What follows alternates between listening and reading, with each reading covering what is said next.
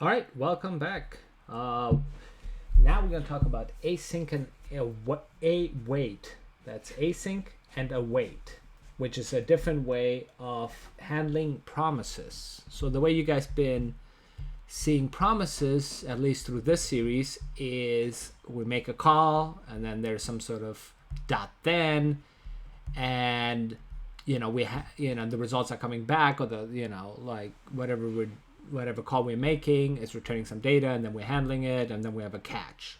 So, but we're gonna try something different, and we're gonna add async and await.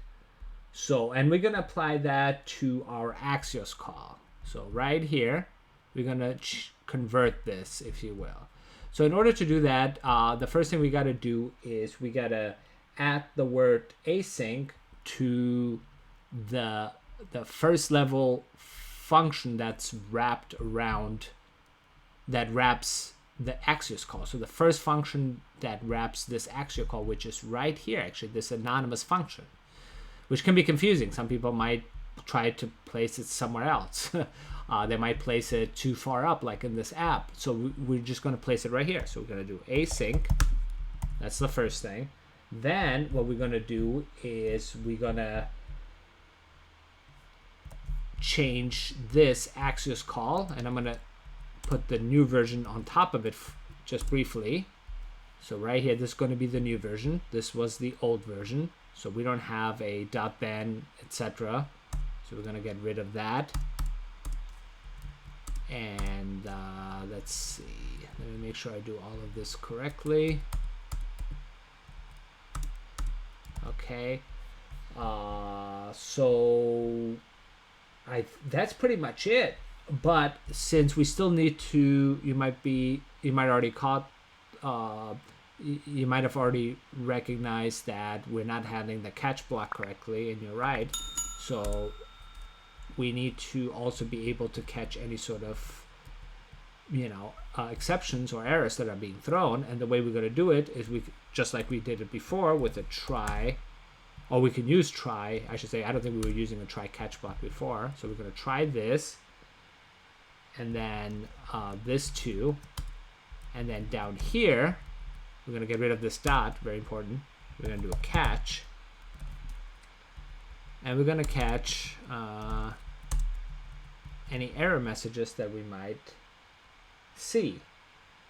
So we're going to get rid of this. I'm going to move this up into the catch block, and I think that's it. So this closes that. Try catch. This should close. Well, we haven't closed the try block.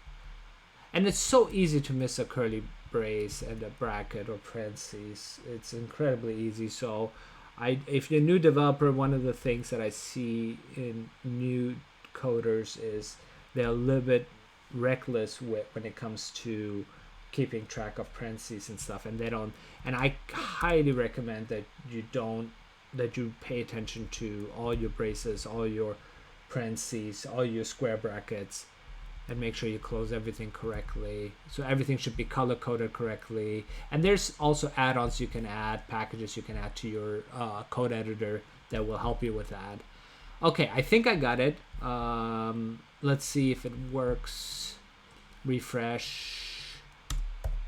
And yeah, everything is working just fine. We just switched over to await. And this is a very interesting topic in itself. I prefer this way, the await way, versus the .then way, just because it's a little bit cleaner. It reads like synchronous code. Everything is going in order, line by line, and it just looks a little bit more logical to me personally. All right, guys, stand by for the next section. We're almost halfway there. All right, guys, take care.